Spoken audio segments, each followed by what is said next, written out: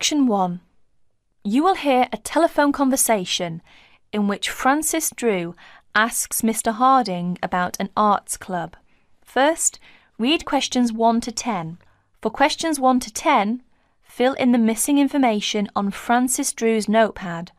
Write no more than 3 words for each answer.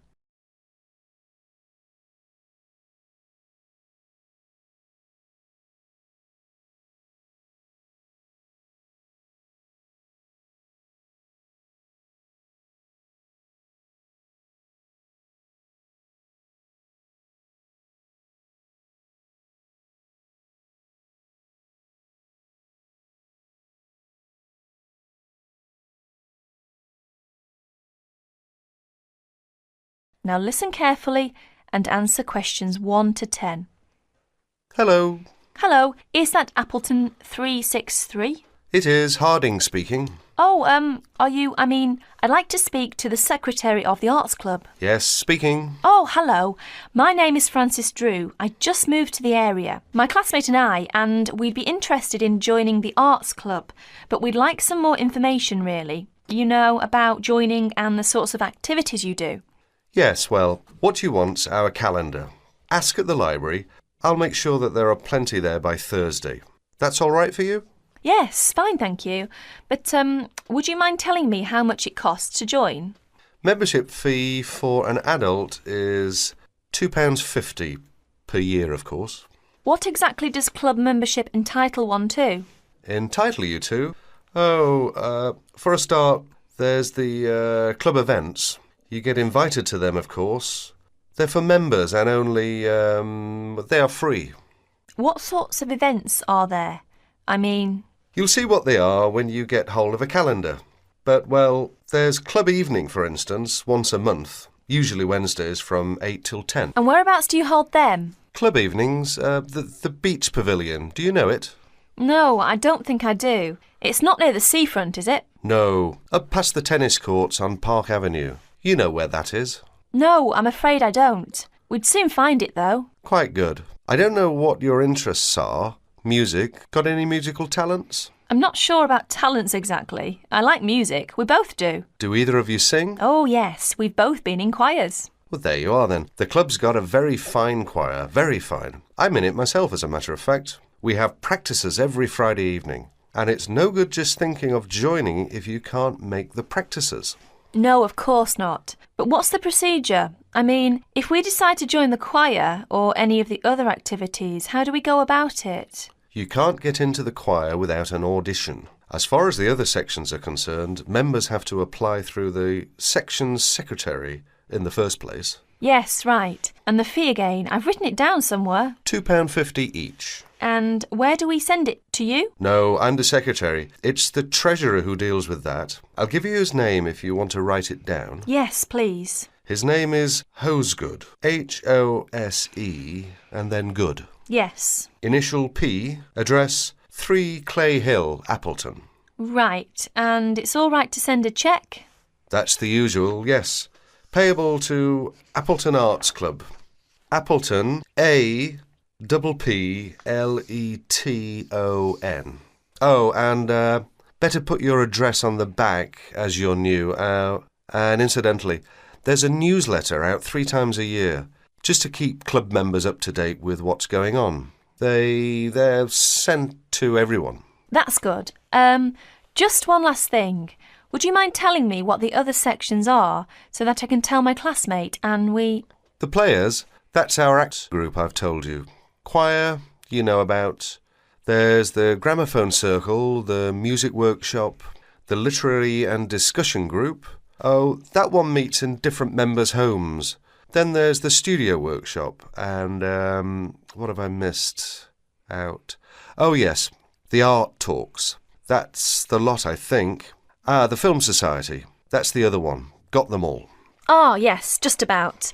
Thank you very much. You've been very helpful.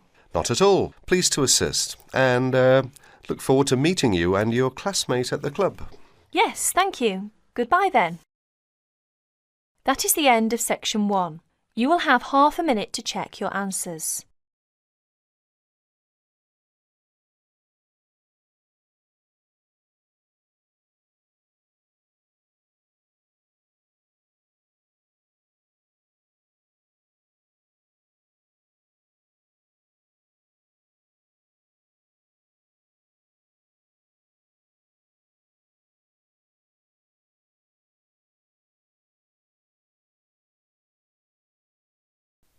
You will hear a talk given to a group of international students about banking. First, you have some time to look at questions 11 to 17.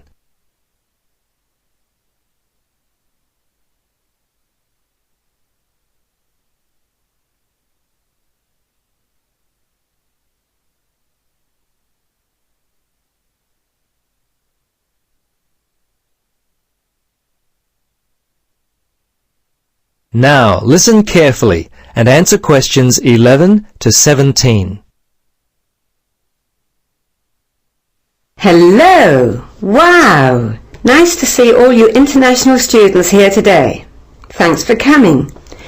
I'm Penny from Finance. I wasn't expecting so many. They told me 30, but there must be at least 50. Anyway, for many, if not most of you, this is your first time in Australia. You may find our banking system similar to yours. Anyway, if you have any questions, could you leave them till the end? Okay then. Well, step 1 for most international students is to open an account. Some of you have brought cash over from your country, and having worked with international student accounts for many years, I can tell you that the money often goes missing. Even if only for safety's sake, open a bank account. It's the safest place to put your money. Now in Australia we have 4 main banks, and lucky for you, all 4 are within walking distance of the school. First off, in Scarborough Street we have the United Global Bank, or UGB as we call it. Next we have the International Bank. When you walk into Pacific Plaza you can't miss the big red sign on your right. The Pacific Bank is located in Key Plaza, just 100 metres down the street, and Town Bank, another international bank, is in Southport Park. Now, one of my jobs in student services is to locate the best bank accounts for our students from the neighbouring banks. I am happy to say that the banks in this area are quite competitive, and I've managed to locate 3 excellent accounts with various pros and cons. The first 2 are from the UGB. Firstly, the EasySaver account is very popular among international students. The reason for this is the low fees and the 10 ATM withdrawals per month. The other account that does well is the Quick Saver. The main reason for this is because once you open an account, there are no fees for the first 6 months. No one wants to pay fees, right? Now, the International Bank has what they call a student savings account. This account has been quite successful among our international students as well, especially for those who need a checking facility. The account offers a checkbook at no additional cost to you. The last of the popular student accounts is a study account, which is offered by Pacific Bank. The main advantage with this one is that the account can be linked to a credit card, which can also be helpful for students. Before you listen to the rest of the presentation, you have some time to look at questions 18 to 20.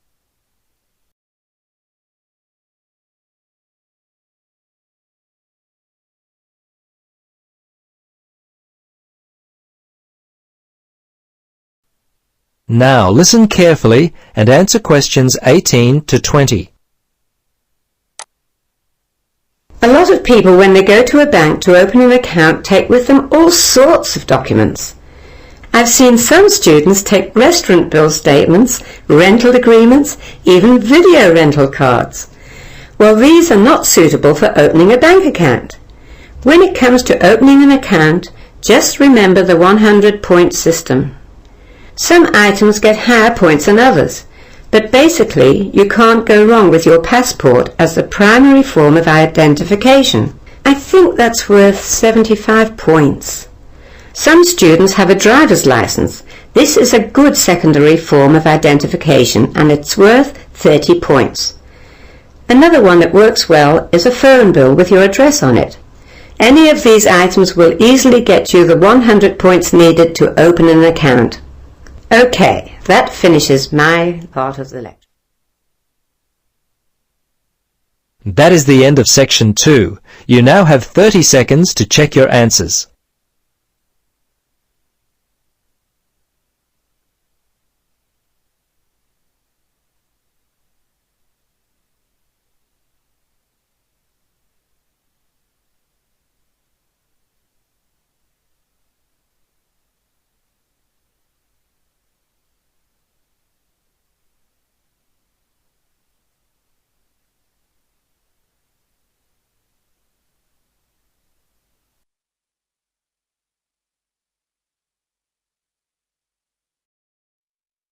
Now turn to section 3.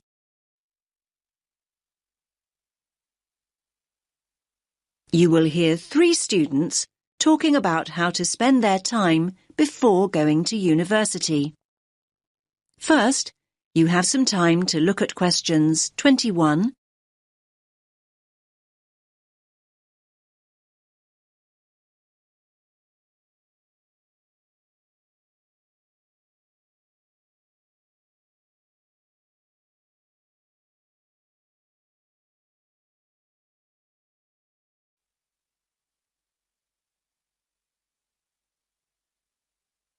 'Listen carefully to the first part of the discussion and answer questions 21 to 23. What's that you're reading, Matt?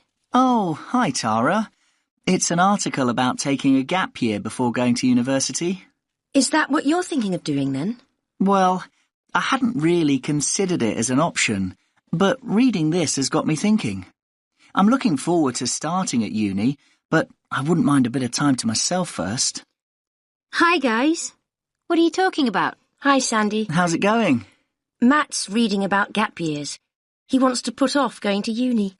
I think a gap year's a great idea. I'm definitely thinking about it. Are you? What would you do with the year? Well, the programs I've looked at involve volunteering of some kind. I wouldn't want to just go travelling for a year. I couldn't afford that anyway. The idea would be to work and help people, but more importantly, to grow up and come back knowing more about the world than I do now.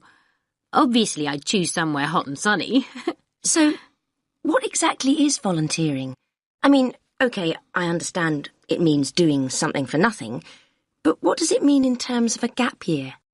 Yeah, it means working with programs in countries where people need support or some kind of aid. I bet your mum and dad aren't quite as enthusiastic as you are about all this. On the contrary, they're really supportive. They can see all the pluses. They realise that I don't know exactly where I want to be in 10 years' time. They think it'll give me time to figure things out and not make decisions I might regret later. Now listen to the next part of the discussion and answer questions 24 and 25. I think I'd be worried about how the university look at it, though. Don't you think it suggests you're just putting off studying? Definitely not. Our tutor told us that a lot of universities encourage students to take a gap year. They see a year away growing up and maturing as an asset. Students arrive in higher education with an extra year of life experience, depending on what you do with the time, obviously. Yes, I can see that tutors might like having a few well-travelled students around. I mean, ones that have a more developed perspective. I think they also appreciate that students who come back from a year away, doing something worthwhile, have a stronger sense of direction and a clearer idea of what they hope to achieve. They probably speak at least a few words of another language too. The most important thing for the unis is that students are motivated. So anyway, what does your article say about the options? Do they suggest where students should go on their gap year? You now have some time to look at questions 26 to 30.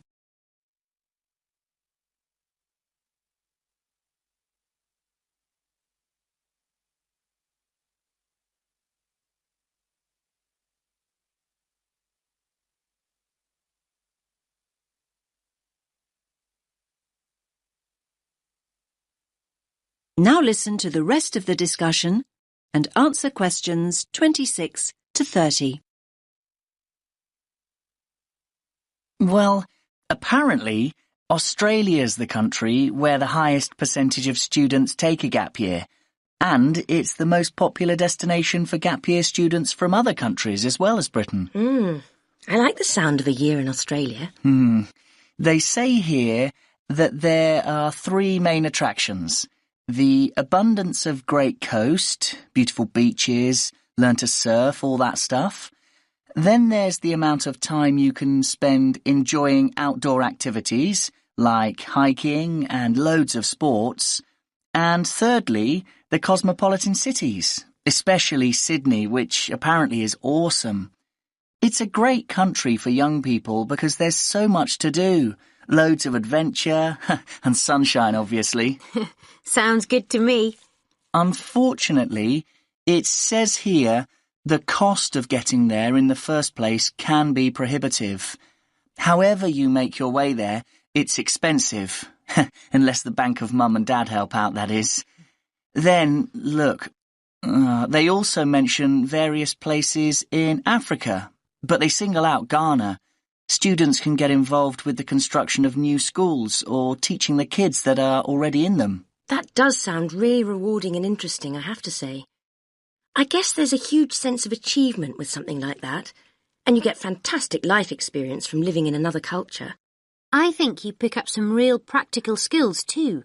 Skills you can bring back with you. Another place I really like the sound of is Nepal. What's the attraction there? Most of the volunteering involves teaching again, and it's that sense of achievement that people are after. They also say, let me read it, students are attracted by the simplicity of daily existence. I think they mean you have to spend a year without your computer and all the rest of it. It's all about going back to basics. So where do people stay? They live on farms or in mountain retreats. I'm not so sure I could manage that. I don't mind hard work, but I like a hot shower at the end of the day. Yeah, I imagine the food's not great either. They do actually say here that one of the things volunteers miss is good food choices. Anyway, there are plenty of other options. Why don't you read the rest of the... That is the end of section 3. You now have half a minute to check your answers.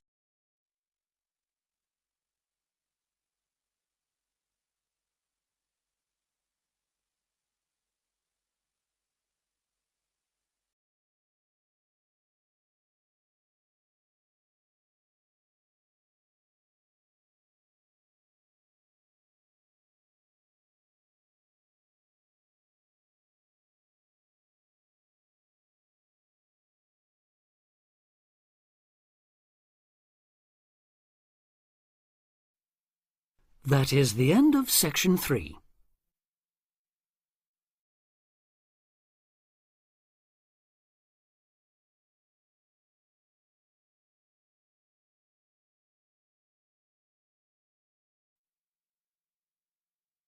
Test 1. Listening. Section 4. You will hear part of a lecture about a place called Cuba PD.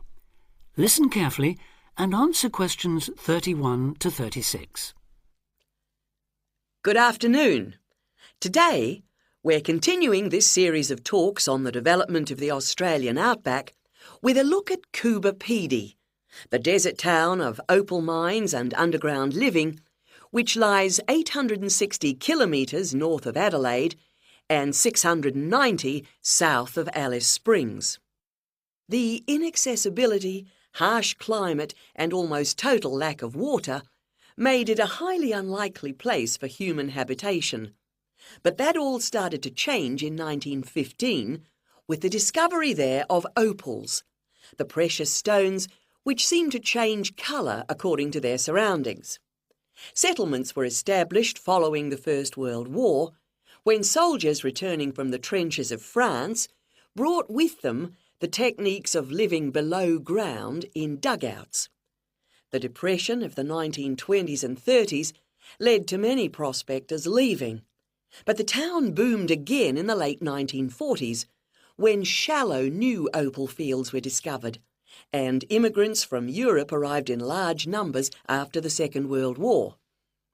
It must be remembered, though, just how hostile conditions were. Daytime summer temperatures reached well over 50 degrees centigrade. Winter nights were bitterly cold, and dense dust storms regularly blanketed the town. To cope with this, more and more people began living in disused mines and purpose-built subterranean houses, where the temperature remains at a comfortable 25 degrees all year round, so that eventually around 70% of the town's inhabitants had made their homes beneath the surface. This led to the construction of hotels and even churches below ground, as well as an entire underground shopping centre, the only one in the world.